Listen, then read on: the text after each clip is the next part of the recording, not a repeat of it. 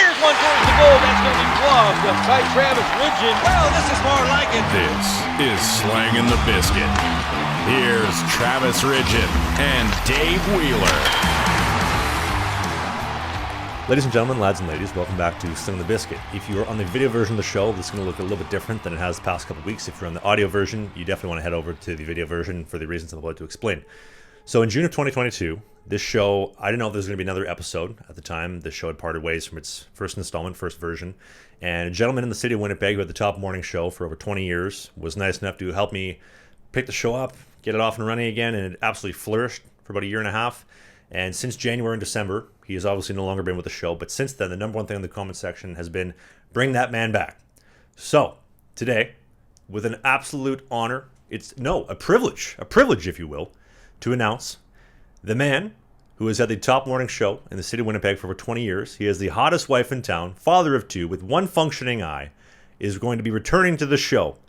And with that being said, I have obtained exclusive audio of what he said to me this morning when I asked him to rejoin the show. Take a listen. I'm not fucking leaving. The show goes on. This is my home. They're gonna need a fucking wrecking ball to take me out of here. They're gonna need to send in the National Guard or fucking SWAT team, because I ain't going nowhere. As Ross from Friends said, we were on a break. Man, that intro music, it is so good to hear that intro music. It is so good to, obviously, we're recording the video version on the camera here, but I got the Zoom screen. I got all of our notes on the left-hand side of the screen. Man, this feels good. It feels good to be back. It feels natural. The voice that you hear on that intro is that of Jarrett Schaefer, and he's the only person in the world that I have ever met that spells Jarrett, Jerhett.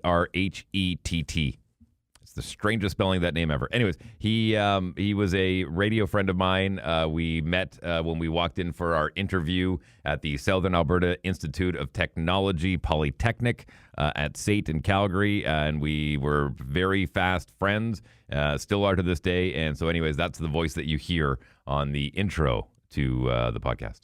So Rob is obviously no longer a part of the show. Rob has been amazing to fill in the last 2.5 months. I wouldn't say that. Let's not say he's not part of the show anymore. He still will be part of the show intermittently.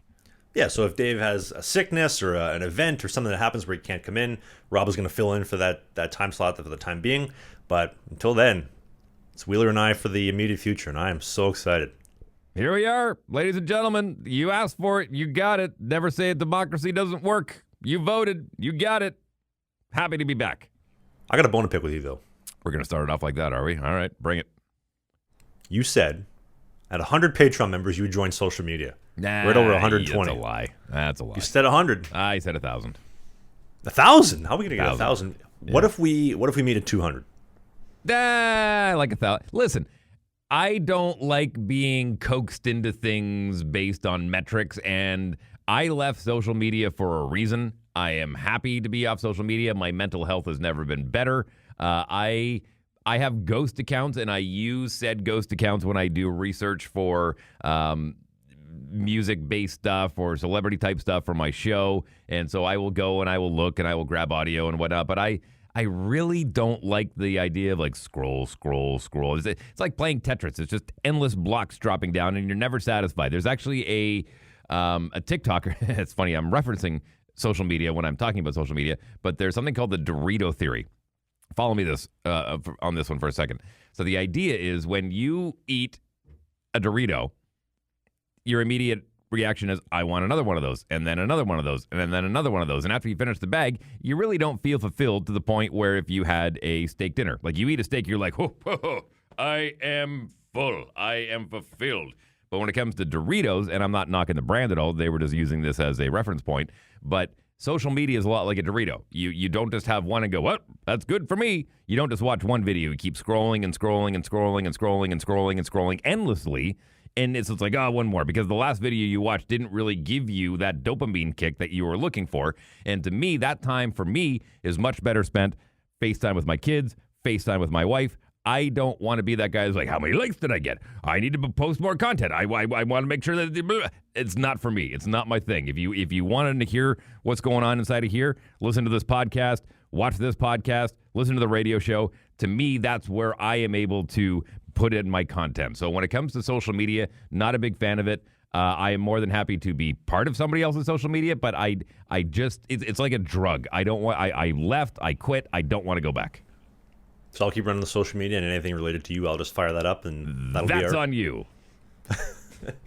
I did want to say also, so this, I didn't get a chance to follow up on this last week, or at least the last episode. So the last episode that Rob and I did, I talked about Brucey, the original hater, him taking time out of his day when I was originally making videos. Every time I make a video within the first hour of making that video, he would take a screenshot, and he would take it and Photoshop like dicks on my face and like dicks in the photos and whatnot. And Rob asked last episode, this is a tribute to Rob. Rob said, Brucey, can you do one of me? What do you think? And goddamn, Brucey delivered. Dave, what do you think of this one? I think that is a wonderful, wonderful piece of fantasy. And I think a lot of people are going to take that and put that in the old spank bank. What a way to send Rob off, too. To send him off to Let's Play Hockey Expo Minnesota and back on to doing butt ends as he's no longer at the show for the time being. Listen, we had a very quick meeting, the three of us, and he was totally okay with this. He was fine. He's happy to still be a fill-in person and whatnot. So don't think for a second that I said, elbowed my way in and said, I'm back and you get out and blah, blah, blah, blah, blah. This was all cordial. This was all talked about. Everyone is cool, and this is how we're doing it moving forward. What do you think if you do one of Dave and I? What do you think about that? I think we need one of Dave and I. Great. Throw it on social media. I'll never see it. Oh, man. Speaking of Wild Nights, Miikka Kiprusoff had his number retired last weekend, and you told a story that I think of this every single time I hear a Miikka Kiprusoff's name. Could you please retell that story? I know that was the first story you told on the first episode we did a year and a half ago, but just for any of the new listeners to retell that one. The jersey that they lifted up to the rafters, did it had puke on it, like down the front of it? Was that the one? Is that the one they used? Listen, if you've heard this story already, I know it's been floating around on YouTube Shorts and whatnot. But long story short, a good friend of mine to this day, Jason Jaffrey, had a cup of coffee with the Calgary Flames. He played more in Abbotsford than he did with the actual Flames. But during the preseason schedule, they were in Vancouver, and they went out, as you do, to the Roxy after one of the games. And just so happened that Chad Kruger of Nickelback, we're going out tonight to kick it on the lights. That guy. And so him and Kiprusoff ended up having a couple, and then a couple more, and then a lot more. And they ended up back at Chad's place and played street hockey in his driveway until about 5 o'clock in the morning. And so the next morning when the team was kind of rubbing their eyes and getting down to the the lobby in the hotel, the guys were looking around, they're like, where's Kiprusoff? I haven't seen Kipper. The bus is going to be here any minute. And so Jerome McGinley calls him up and says, Kipper, where are you? He goes, I'm landing at the hotel across the street. Give me 2 minutes. I'll be right there. And so sure enough, he was being flown in by helicopter because Chad says, oh, my God, you're going to miss your bus. We got to get you there. And so we got him helicoptered in, landed on the roof of the hotel across the street, down the elevator, across the street, into the lobby, made the bus. And as they were on the bus heading to wherever the next destination was, the coach comes over and goes, Kipper, are you okay, man? And Kipper looks over and goes, yeah, coach, I'm fine. And then just kind of all down the front of his shirt. So listen, that is probably not the story they told at the retirement, the number retirement in the Saddle Dome last night. But hey, there you go. That's my Miikka Kiprusoff story. Was that at the Fairmont Waterfront? Because I know all the NHL teams stay at the Fairmont hotels. Likely. Beautiful hotel, by the way. Stunning. The Pan Pacific, the Waterfront hotels, all that. I actually have a story about the Fairmont Waterfront. Once upon a time when I was working for Chorus Entertainment, they did this. It was kind of a neat idea. They did what was called a morning show mentorship program. So they would team up a young gun with a veteran. And I was very fortunate enough to, and anyone in Vancouver will remember this name, I was lucky enough to be paired up with Brother Jake. And if you are unfamiliar with Brother Jake, you might be more familiar with a character that he had called the Champ. Hey, it's me, the Champ. And it was a great radio bit. And so I fly out to Vancouver, and the first night I stay at the Fairmont, and I brought my golf clubs because Jake's a big golfer as well. And I was hitting golf balls off my balcony into the water from the waterfront. That's amazing. Was that the guy that did the John Cena prank phone call? Hey, you need help from a former member of the U.S. military. His name is John Cena. You seen that video, that prank phone call? No, I haven't seen that one. But yeah, it's likely. I mean, Jake is now retired. Him and Jerry Forbes, another legendary morning show guy, do a podcast together. And yeah, they're both very, very, very, very highly touted and very well-respected members of the broadcast industry. That's awesome. Well, you know what? I'm very biased, but I'd much rather have you. I'm happy to have you back, Dave. Here I am, my man. Here I am. I'm happy to be here. And listen, it was just a quick little vacation, and here we are. We're back again. As I said, you guys asked for this, so here we are. So we're moving forward. You got what you wanted, and I'm happy to be here. By the way, please sign up and subscribe, and sign up to be a Patreon member so I can pay for a better camera. Also, I was almost invited to the Kiprusoff retirement night, by the way. What do you mean almost invited? So somebody from the Flames reached out. They said, hey, we saw your stuff online. We know you're in the whole goalie space. Would you like to come out and be a part of the Kiprusoff night? And I said, oh, yeah, sure. What date is it? March 2nd. Oh, I'm going to be in Vail, Colorado playing for the Yeti. Sorry, I can't make it. Well, that's a happy coincidence. Yeah, I'm sure you'd rather be on the ice. It was a really fun weekend. But first, we got to do a quick commercial break because this one's going to be a little bit of a long story. This show is sponsored by the team at Sheath Underwear. They've been with us since day one, since Dave's first reincarnation, and now the second reincarnation. And the reason why is they have the best underwear in the market. Sheath has a dual pouch technology to separate your dick and your balls so they do not stick to the side of your leg. They have an incredible bamboo mesh, which is cooling, comfortable, and the best underwear money can buy, period. And you get a pair right now by going to the link in the video description, the Apple Spotify notes, if you're on the video or the audio version of the show. And the code BIZKIT69, BIZKIT69, will get you 20% off the greatest underwear money has bought and ever will buy, only from the team at Sheath. And thanks to Sheath for being the presenting sponsor for the show. Is boughten a word? Boughten? Boughten. Bought? Purchased? Bought. I think bought is the word. B-O-U-G-H-T. Bought. I don't think boughten is a word. Do better, Travis. Spelling was not a prerequisite to play hockey. Can you spell? Nope. All right. Here's your gloves. Stall's over there. All right. So listen, I've already watched the vlog, but for those that haven't, I implore you to go over and watch. What an experience, man. Holy crap. It looked like it was a ton of fun, and good on you for getting out there and experiencing the altitude sickness.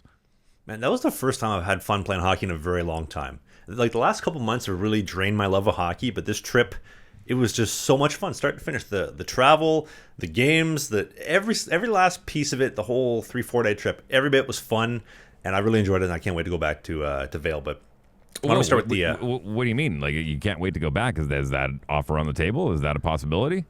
We did discuss that after the second game, but coming back for next season. I'll conclude with that towards the end of the story. Why don't I just tee us up so that you can kind of get an understanding? Please. So give me all the details. So I flew Winnipeg to Vancouver. My flight was actually delayed by the blizzard storm that we had last week. So what was supposed to be a 2-hour layover and then a connection turned into a 9-hour layover. And instead of arriving in Denver at around 4:35 p.m., I ended up arriving a little after midnight with a 3-hour drive west to Vail in the mountains. So I ended up getting settled probably around 3 a.m.-ish, 3:30, the time I fell asleep and everything. So it was a bit of a long commute. Although I remember being a kid, going to the airport when I worked at the restaurant called the Blue Marble right at the Winnipeg Airport, thinking, man, I would love to just travel for a living and this would be so cool. And now that I get to do it, I always remind myself, like, this is awesome. This is fun. You're a little tired? Okay, great. You're in the airports? Enjoy it. This is an incredible opportunity and experience. So that was a lot of fun. But so I get to Vail and in at 3 a.m. and then about 12 hours later, 3:30, I got to leave for the game, the first game of the weekend against the Breckenridge Vipers. Now, Breckenridge is about an hour west up the road, to play at the highest elevation hockey rink on planet Earth, so just shy of 10,000 feet of elevation. And for a little bit of context, Mount Everest, the tallest mountain in the world, their base camp starts at 16, might even be 15.5, so 15,000 feet. So we're pretty high up there, just to give you a little bit of context, Dave.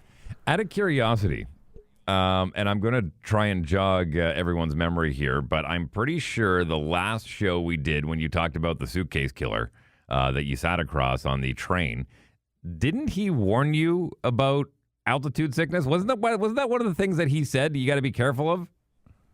He did say you got to be careful of altitude sickness, but he just said you got to get used to it. He didn't give me any actual advice or things that I can actually put into action or actionable steps. I got a lot of that from the team, but not from the suitcase killer, who, by the way, is still on the loose in Canada, for those wondering. Unbelievable. And we'll get to... Actually, I did have a slight altercation at the Winnipeg... Anyway, we'll finish that story. Anyway. All right. So keep going with Vail. You got... listen, you played great. I would like to say that right off the top. Good for you. It was nice to see you back in form. Thank you very much. And that was I've only skated probably like 6 times since I got gas from Mississippi. So since end of November, whatever, skated 6 times and showed up, and I was feeling really good, all things considered. So game 1, first period, probably made like 15, 16 saves, 1 goal on a 2-on-1. A great goal, great chip by their guy right in the edge of the doorstep. He was just chipping from 10 feet away from the hole. And so we're up 2-1 going to the second period. Breakaway goal makes it 2-2. We ended up going up 4-2 to finish the second period. I think at this point I got 2 goals and 25 shots. I'm feeling really good, making a lot of saves in control, puck handling well. I actually got an assist too, by the way. I got the second assist in the third goal. Really? So yeah, got the second assist. That's amazing. You ever seen Tom J. Stewart, some of his comedy skits online about the guy chiseling points with the linesman or like the timekeeper? Oh man, listen, I've played with guys who after a goal they would jump out on the ice just so the stats guy could see his number. Well, I can't do that because I'm always in the ice. If I did tell the ref, I'm like, hey man, like I think I had the second assist in that one. I should have 2 points tonight. I'm just saying. But anyway, so also the commentator for the Breckenridge Vipers, because the game was live streamed from Breckenridge. He had talked about how I'm a TikTok influencer, which is not the case. I'm a podcaster, not a TikTok influencer. And like the net kept coming off because the nets weren't pegged down properly. And on the broadcast, he says, "I wonder if this is part of Ridgeon's TikTok game. Is he trying to knock the net off for content? He's running short on stuff these days." So I thought that was interesting. But after the second period, so when you watch the video, obviously the mic'd up series is going to be live at this point in time with this podcast going up. But I was so out of breath the entire night, like this altitude sickness that the suitcase killer told me about. I've heard about it, but I didn't actually understand it. And I looked it up. So at sea level, you have 100% oxygen availability. But at this height, around 10,000 feet, you're only getting about 65% oxygen. So I'm missing about 35%. So there's less oxygen in every single breath I'm taking. And if you hear the audio on the mic'd up part, you hear me gasping out of breath like, I sound like a fat kid at like Burger King or at the Chuck E. Cheese playpen. And so I'm feeling insane pressure through my nose. I know I got a big beat to begin with, but like right like in the middle of my nose, I'm feeling all this pressure, like right kind of like through the sides of my head, almost like getting on a plane too. Like when the plane goes up, you feel that pressure. Super lightheaded. I honestly felt like I was going to throw up. I mean, I was crushing like mustard packets in the intermission to try to like stay hydrated and avoid cramps. And I just told the guys at the end of the second period, I said, listen, I think it's better if the other guy plays. I don't feel very good right now, and I don't want to fall apart in the third period and hurt us. So why don't we let him play? And so he went in, made a couple of really big saves. The game ended up getting like super electric. Their fans were crazy. They had a sellout crowd. And these fans, we have a guy like smashing on the glass. I'll throw a video on the video version of the show. He's flipping us off behind the bench. There's a guy throwing water at us. There's a guy like leaning over the glass, cussing and swearing at us, telling our coach, hey, you got a bald spot, which, I thought it was kind of funny. But these fans were crazy. I saw that guy. He was very front and center at the end of the vlog, if you haven't seen it yet. And he's, oh man, I love fans like that. God love him. Yeah, he was a frequent flyer at the concession stand, but the fans were great in Breckenridge. I didn't have any issues. Everybody was very nice to me. There was some guy actually yelling in the upper deck. He's yelling, Trav, I heard you don't pay your taxes. And I thought to myself, I haven't paid my taxes yet this year. I have to do my taxes probably in the next 2 or 3 weeks. So thank you for the reminder. I do pay my taxes, just not this year yet. But everybody else was very nice for the most part. There's a guy in the second period yelling at me, like, because you know how like between the dashers there's a little like hole, a little like slot, right? Mm-hmm. So like he's yelling through the slot. He's like, Trav, you got no friends. Nobody likes you. Don't forget it. So the fans were great though. Kind of reminds me in Nashville. I'm pretty sure it was Nashville in the playoffs last year, the year before, when after a goal, they say, it's all your fault. It's all your fault. I love that. I think that's great. We like it. We love it. We want some more of it. It's all your fault. And then Regin, you suck. Yeah, I heard that a little bit too. That was, I'll be honest with you. I didn't know what to expect when you said you're going down and playing in a men's league game. I was surprised, and the best way I can equate it is it's probably the equivalent of what the Allen Cup is in Canada. Would that be accurate? Absolutely accurate. So it's senior hockey, senior A hockey, semi-pro, but with the crowd capacity, they're probably getting more than we were getting in the Fed. It was crazy. Like you can see in the video version, it is a packed house, standing room only. Yeah, I would say there's probably 1,500 people in the barn that night. I don't know the capacity for Breckenridge. I know for us, we have standing room only for 1,450, 1,500. And to give you some context, like every game is a sellout in Vail, and they're having such a hard time keeping up with the demand. So next season, and I could be wrong, so apologies to Kyle and the guys in Vail for messing up into these details. So next year, I think they're going to be moving to a different rink because they're going to be stripping apart the current one. They're going to take the roof off. They're going to be adding a whole upper balcony and a whole other section on the other side of the rink. So they're going to go from like 1,450, 1,500 to almost 3,000. Imagine that. You have such a demand. You have to rip off the rink and add more to the arena you have right now. Like, that is a great problem to have. Yeah, no kidding. Absolutely. It kind of reminds me of what's going on over in Wrexham with Ryan Reynolds and Rob McElhaney's team. They're trying to complete the bleachers on the south end of their area, and they're calling it the fourth wall, which I think is hilarious. But they just got a temporary stand set up there right now. But yeah, I think it's listen, it's a good problem to have when you're turning people away. Supply and demand, right? Literally. And the fans were crazy. Even for Game 2, we had probably more fans in the seats for warm-ups than Motor City and Watertown had for games when I was there combined, just to give you an idea of how full this place was. But as far as Game 1 goes, we ended up losing 6-5. Kind of ended up going back and forth. So we lose 6-5 in Breckenridge. We come back at home to the sold-out crowd. And so we go up 2-0 in the first period. We're humming, we're hot. Right, the crowd's electric. It was just such an unreal atmosphere. The fans were so good to me too, because the balcony above the net is so close. It almost reminded me of like an OCN of the Res Dome in junior hockey when they throw like sunflower seeds and chew spit at me, but instead they're not throwing stuff at me. They're chanting my name and let's go Ridge and Trav. It was so good. It was so fun. And so we go up 2-0. Second period, we're kind of falling apart a little bit defensively. We're down 3-2 after a little bit of penalty trouble. And then in the third period, we tied up a couple minutes into the third. And with 2 minutes left, we scored the go-ahead goal to go up 4-3, and the place is just exploding. You might have even been able to take the roof off then. It got so loud in that place. But about a minute and a bit left, we had a new in-game announcer guy, kind of like what you were doing, like man in the stands for the Hitmen and for the Jets and for the Moose all those years ago. Yep. And so the guys, let's get ready to Yeti, let's go fans, or that type of stuff. And the crowd was, they were getting louder, but I personally thought they could have definitely gotten louder than that. And so you'll see in the video version, I'm kind of going around and I'm telling them, like, let's go, get your ass up, Vail, come on. And we got a minute left. We're about to kill a 6-on-4. And I'm skating around the defensive zone before the face-off, hyping up the fans, telling them, get off your ass, let's go, let's kill this penalty together. I couldn't imagine what the Breckenridge team was thinking. Was this guy's going to get the crowd to kill this penalty for him? Come on, what a loser. But we ended up doing it. Speaking of announcing, when I watched the vlog, am I correct in assuming that the game was broadcast either on radio or on YouTube? I mean, it was a broadcasted game. Am I accurate on that? The first game was. The second game was not. And where was it being broadcast?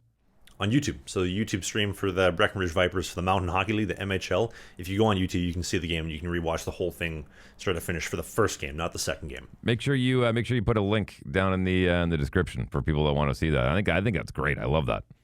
It was good. It was a really good broadcast too. I will say. I think when they do it live, the quality isn't as high as what it is once it's processed and it goes up.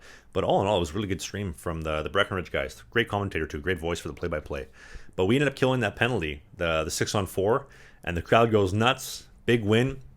And after the game, just to give you an idea of how awesome these fans were, so we have post-game meal at the team bar. They have like a whole like pasta setup, and I think they might have had a salad there as well. It was really nice. And so I'm sitting down with a couple of guys. We're having dinner. And one of the fans, obviously he's had a few to drink, he comes up to me, he's like, hey, 45, because I'm wearing 45. We don't have last names on the back of the jerseys. We just have the sponsor, Pink Whitney. So he's like, what an amazing coincidence, by the way. I thought that was hilarious. I know, right? So the guy comes up to me, he's like, hey, 45, you played a great game. What do you want? It was almost like out of Goon. You know when the coach comes up to Doug and he's like, hey, Doug, you're great. Thanks, coach. You're great, too. Give me an indication of what the locker room was like. I'm sure you're in a room with a bunch of beauties. Guys are great. They were very welcoming. They welcomed me with open arms.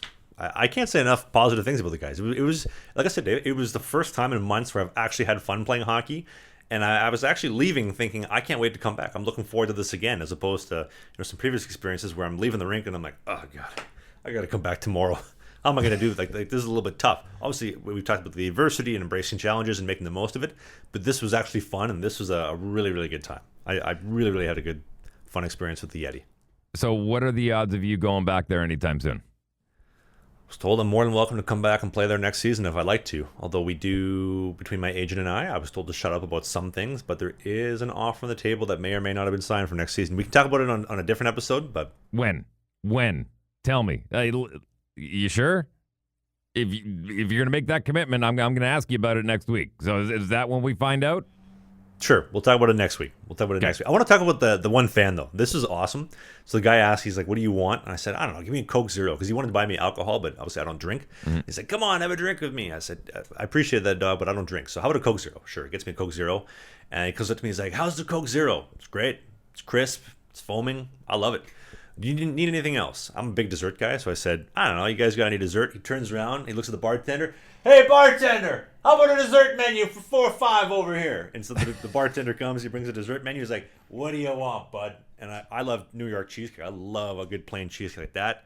And my woman in Vancouver, her brown butter chocolate chunk cookies and the cheesecake, that's the way to my heart.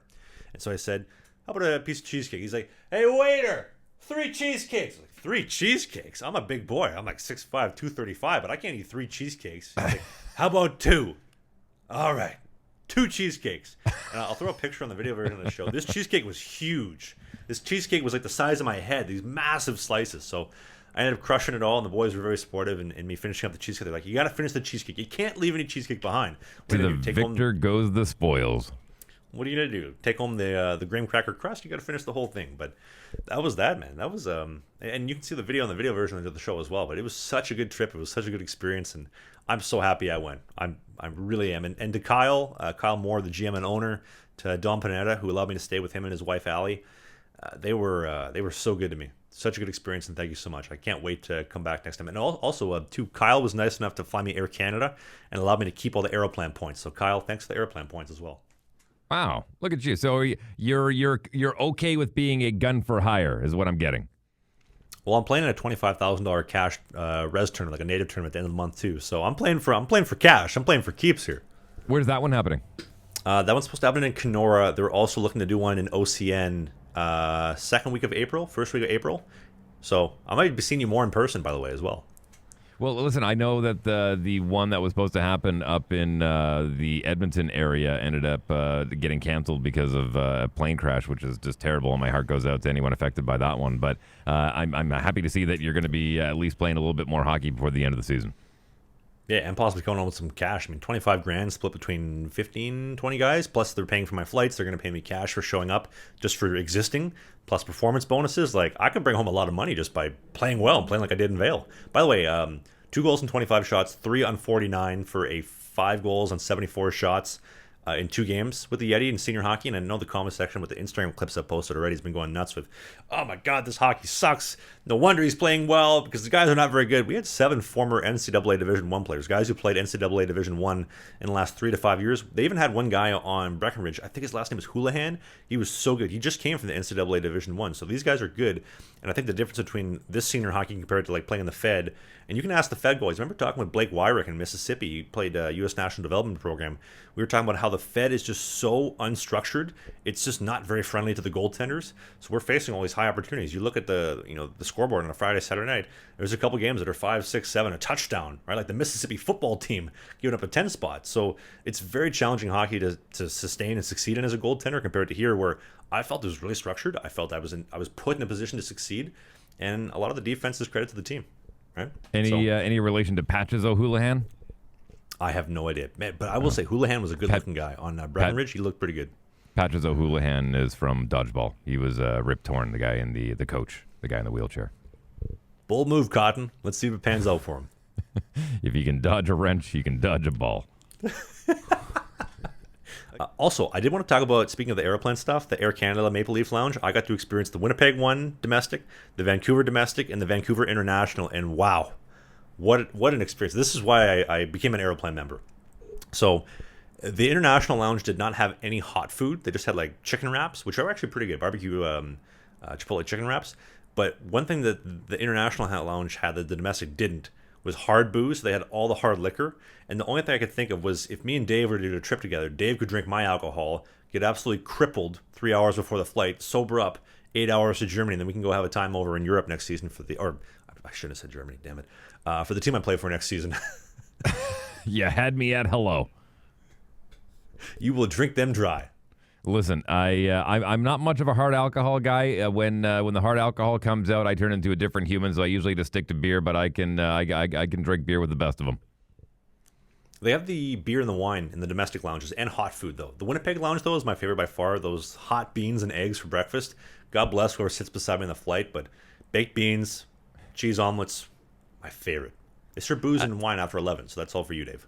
Out of curiosity, which experience do you prefer when it comes to the amenities of food and beverage? Is it the train or the plane? Ooh. I like them. I'm gonna sound like my mom when she talks about who her favorite child is.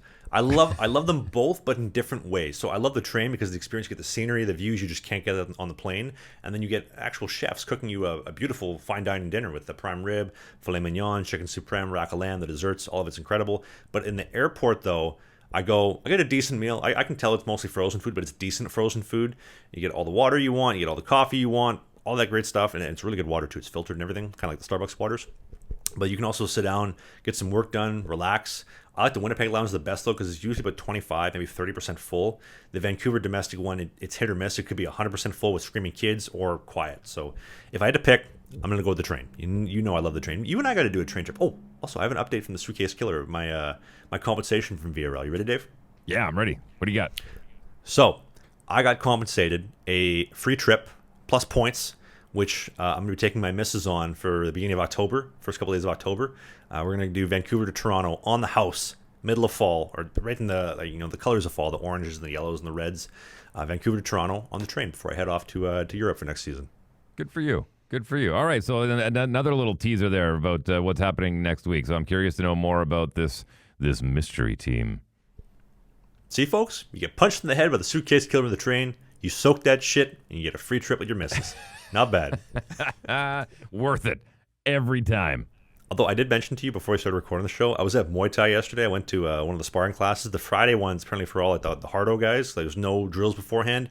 And man, I got humbled by some of these guys. I got punched in the face probably more times yesterday in an hour than I have in my life. These guys just kept punching me. They're like, do you want me to go a little bit easier on you? I'm like, no, gotta hold my hands up. Keep hitting me in the face, and I'll learn eventually.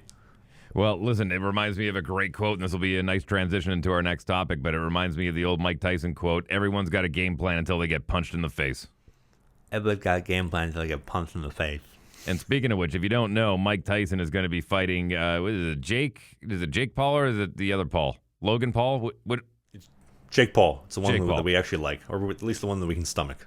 Well, listen, here's the thing. I'm not going to call him a boxer because he's not. He is a prize fighter, and there's nothing wrong with that. He has decided that he's going to make his money by doing these big pay-per-views and fighting retired boxers, and he's had a handful of them and former UFC guys and whatnot. And then, listen, it gets eyes on the card, and he makes a lot of money from it, but I'm not going to call him a boxer because he has not gone through the ranks and actually been ranked and gone through the WBA and all that kind of stuff.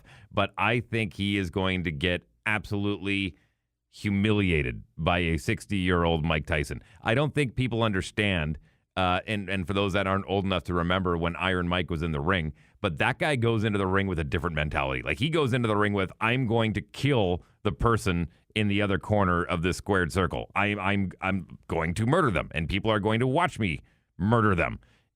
Jake Paul is going in going, I'm going to make a lot of money regardless of what happens, and that's going to be his downfall because Mike Tyson, I don't care how old he is, I don't care how old Jake Paul is, he is going to get his ass handed to him by Iron Mike. It is going to be, I call a knockout inside of the first 3 rounds for Mike Tyson. Can we appreciate the fact that the fight is for free and it's on Netflix? So I can watch it, you can watch it. We don't have to go on the streaming websites, the streameast.com or any of the scamming websites to watch it legally. It's just free. Get Netflix, it's free. Yeah, I think we're witnessing a turn in how we're consuming our content with Netflix doing these live events and whatnot. And I mean, now that they're doing the WWE events as well, like I think it's in a strange way, it's almost kind of mirroring what cable used to do. And I'm really curious to see how it pans out because I cut my cable probably about 3 years ago, and I've been online since then, and I have the Netflix and the Disney Plus and the YouTube subscription.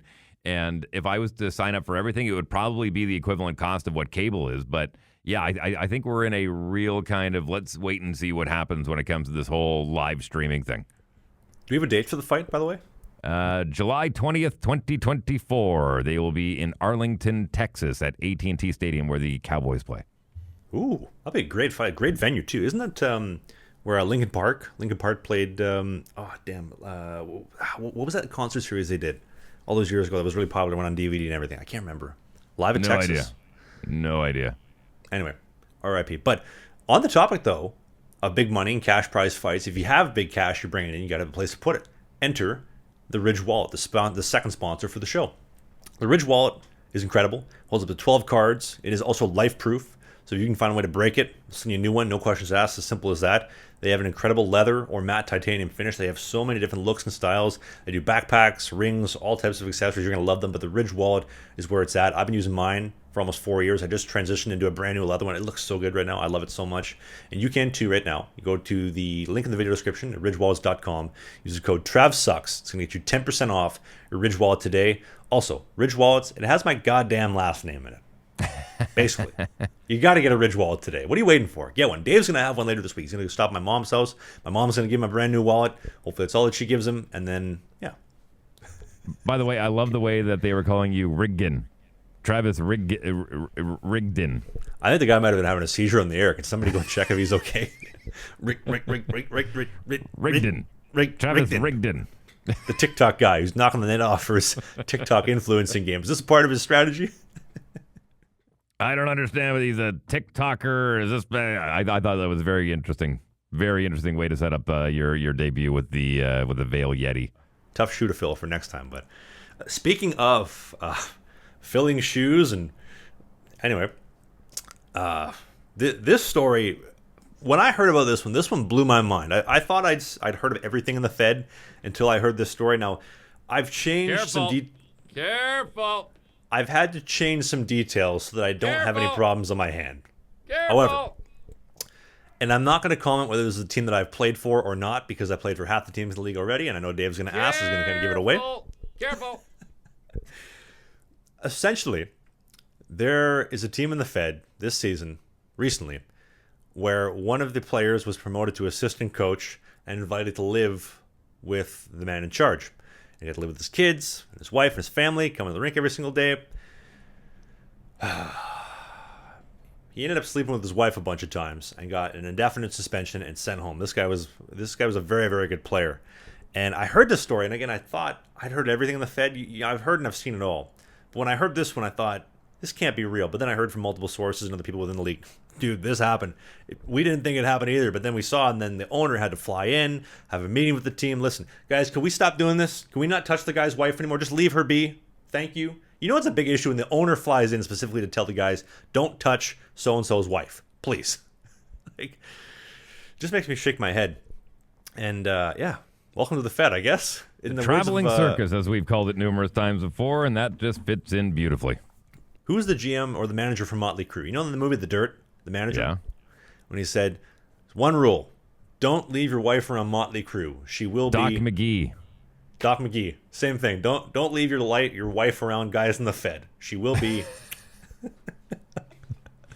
Well, you gotta admit that if you're the guy, it's not so funny, but us talking about this is rather entertaining. Also, I did have a note to follow up on from a story I told you about last week. About Motor City, the guys, when we would travel in Binghamton, Delaware, etc. And somebody within the team says, hey, no girls in the hotel anymore. So they said, okay, instead of bringing them in the hotel, we'll just bring them to the parking lot, and that's it. Remember that story? Mm-hmm. Mm-hmm. I had somebody within the team that I played with reach out and say, Trav, it's a great story. I laughed watching the clip. You forgot the most important part of the story, the best detail of all. And I said, oh, so-and-so, what was that? And he said, do you remember when we got back after that trip? We'd practice on Monday, and not one, but two of the perpetrators wanted to argue that, hey, guys, it's a Delaware 10. It's a Delaware 10. That's why we did it. And the guys in the room said, listen, so-and-so, that's not a Delaware 10. That's a Detroit 2. That's a Saskatchewan 2. That's a New York 2. That's a Vancouver 2. That's a 2 across the board. Let's not get this confused here. And then they ended up getting fined $5 in team court. I just wanted to add that on. That was the best part of the story. So-and-so told me. Listen, you got to slay a few dragons to get to your princess. Man, you know what I feel bad for? I feel bad for the girls' suspension. So when the girls arrive to the hotel and there's suspension, the old, if the trailer's rocking, don't come knocking. By the way, nobody picked up on the fact it was the Motor City Rockers. If the trailer's rocking, don't come knocking. Nobody picked up on that last week. Yeah, well. Whew. Story of my career. Over the head. 12 pass version. By the way, are your stats going to show up with the Vail Yeti on Hockey DB? Because that should bring down your goals against average, which is sitting somewhere around 12 or 14 right now, I think. It should show up on lead prospects. I think it'll show up as like a 3 goals against and a 920 or 930 something save percentage, which is very much needed on my lead prospects, or as Dave likes to call it, mediocre prospects. Yeah. Let's see what we got here. You are on the Vail Yeti. Yeah. The stats aren't up there yet, but you are officially on the board. Not bad. Yeah. Also, did I tell you about the altercation I almost got into in the Winnipeg Airport? Speaking of, you got the suitcase killer, you got this guy at the Winnipeg Airport. Things are getting crazy around here. Did I tell you about that? Man, you welcome drama in your life, don't you? I was wondering after this incident, I was like, am I the problem? Am I giving off energy that welcomes this? Like, am I doing something? So I'm at the Winnipeg Airport.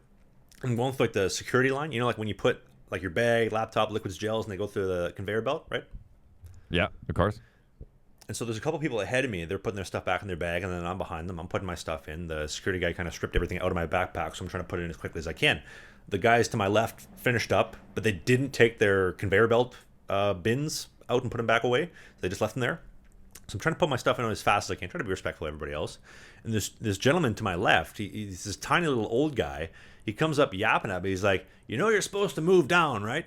I said, "Sir, like, look, there's bins." He's like, "Move down." And at this point, I gave him a death stare because I just had the suitcase killer punch me in the head 3 days ago. I'd taken shit from some dude at an airport, right? Like, we're locked in here, dude. Cage is locked. And so I looked at him and I said, "Thank you. That is enough." And then I kind of walked and I looked over top of him because he's probably about 55, maybe like 5'5", and he just kind of gave me a look and he just stopped, and that was it. So I almost might have had an altercation at the Winnipeg Airport and not got into the lounge for the beans and eggs. I'm telling you, man, you could write a book on the amount of encounters you've had in travel spots. Have I ever told you my idea for writing a book, the actual like visual concept for it, or no? Tell me. I want to write a book, kind of like yours, Doggone Crazy, but with every chapter and every single story, there's like a QR code. You scan it, and it'll take you to a YouTube video that actually brings you into the experience. So I'll explain it to you in paper format. You read it. Oh, okay, now here's the actual version of it. So it's almost kind of like a kid's like picture book with a QR code. Does that make sense? Like a choose your own adventure. Essentially, like, yeah, skip to page 42, skip to page 48. This is the adventure you pick. But with all these altercations, man, we need a Dog the Bounty Hunter. Dog needs to come out of retirement and come to Canada, I think. Listen, when it comes to bounty hunters, he certainly was the foremost authority on that one, that's for sure. Listen, before I know we're getting close to wrapping up here, I want to make sure that people know, as a Winnipeg Jet fan, I feel like we have a window with the signing of Tyler Toffoli. The Winnipeg Jets are going to go on a run this Stanley Cup playoff season. Watch for it. I am calling the Jets in the Stanley Cup Finals, and they might meet the Carolina Hurricanes there. Not 100% sure, but they got to get through the Vegas Golden Knights, who also strengthened themselves with the trade deadline on Friday. But man, oh man, I am so excited for playoff time. I think the Jets have a actual chance at getting a Stanley Cup this year, and I'm not even saying that as a biased fan. You're very biased, but you know what I really liked about your morning radio show yesterday? You were talking about the trade deadline and the worst possible trade the Jets could make. I was dying on my walk across the Cambie Street Bridge when I heard you talking about, and the Jets trade Connor Hellebuyck for a massage table, because the only thing I could think of was in the Fed. We traded Ridgen for a steak dinner and 3 hotel rooms. Yep, absolutely. Yeah, I've heard of stranger deals, a bag of pucks and some pylons for a player. It's a wacky sport, ladies and gentlemen. But no, there's no way we're letting go of Connor Hellebuyck. He's the top goalie in the league right now. Vezina Trophy candidate for sure. And he is going to carry that team all the way into the Stanley Cup Finals. I promise you. Man, he's so good. I still want to rip off his skin and wear it to my birthday party. Anything else before we wrap up here? Listen, I want to say I'm happy to be back. I'm looking forward to doing numerous shows. As far as your travel schedule, what are we looking at here over the next couple of weeks, just so people know? We'll get to that in a second, but first a quick word from the third sponsor for the show, the team at Manscaped.com. Manscaped, they have their brand new Lawnmower 5 for all your below-the-belt grooming. You need it for date night. They also have the Beard Hedger with 20 different lengths. They both have a 60-minute battery life. Their waterproof design is incredible. I use my Beard Hedger for fading and taping my beard in between appointments with my barber. And right now, you go to the video version of the show. You click on the link in the video description. You go to Manscaped.com, and the code BIZKIT, B-I-Z-K-I-T, will get you 20% off and free shipping only from the team at Manscaped. And if you're on the Apple Spotify version, same thing. Pull over and save to do so. Podcast and notes, click on that link, code, get yourself a brand new Beard Hedger and a Lawnmower 5 this spring season for your summer glow. I'll be honest with you, I'm going to be using it a lot more lately to make sure everything's trimmed up here. I don't know if you've noticed or not, but for all those people that were chirping me about my hair, she gone. I'm officially bald now, and so you're going to get to watch it grow back in real time.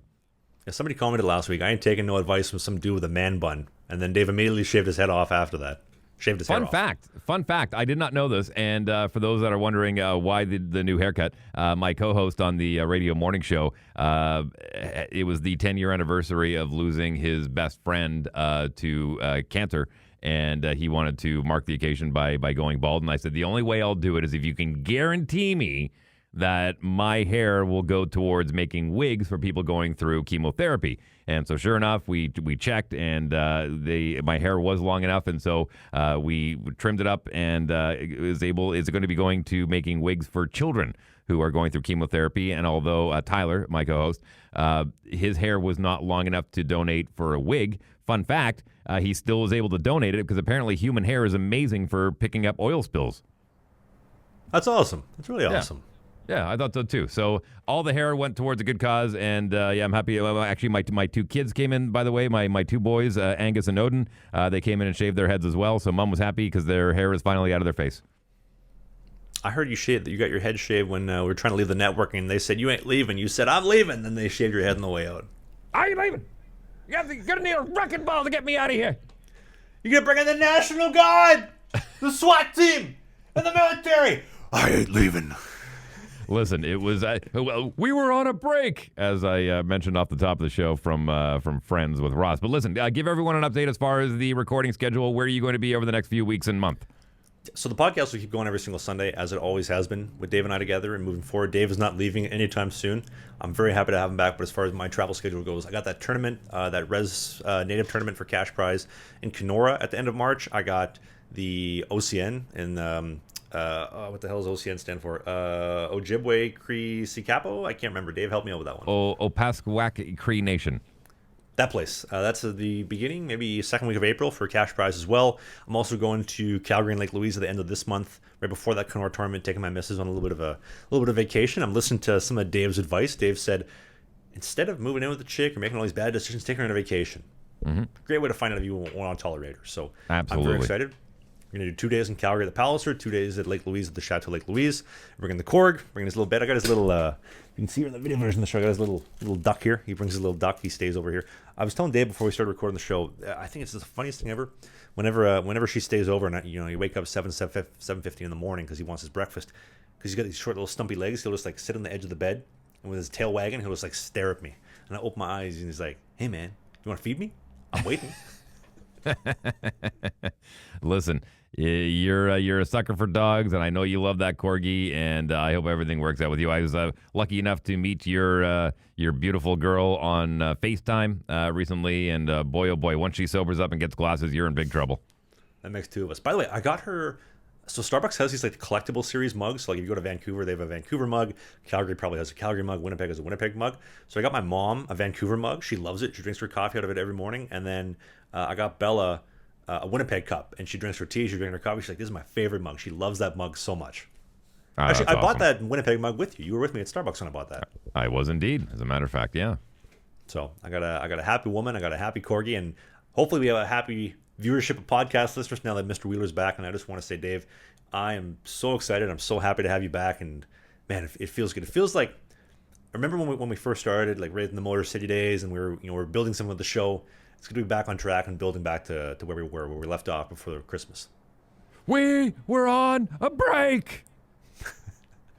And on that note, Slangin The Bizkit drops a new episode of the show every single Sunday at 11 a.m. Eastern. That is 10 in Winnipeg and the prairies of Manitoba and Saskatchewan. That is 9 a.m. down the Bow Valley in the flatlands, foothills of Calgary, Alberta, and 8 a.m. in the Pacific Northwest here in downtown Vancouver. My name is Travis Ridgen, your favorite unemployed professional hockey goaltender, now Senior A semi-pro goaltender for the Vail Yeti. On behalf of Dave Wheeler, who has the top morning show in the city of Winnipeg, he's got the hottest girl in town, father of two, has one functioning eyeball. Thank you for listening to the show, and we will see you next Sunday. Subscribe so I can get a new camera.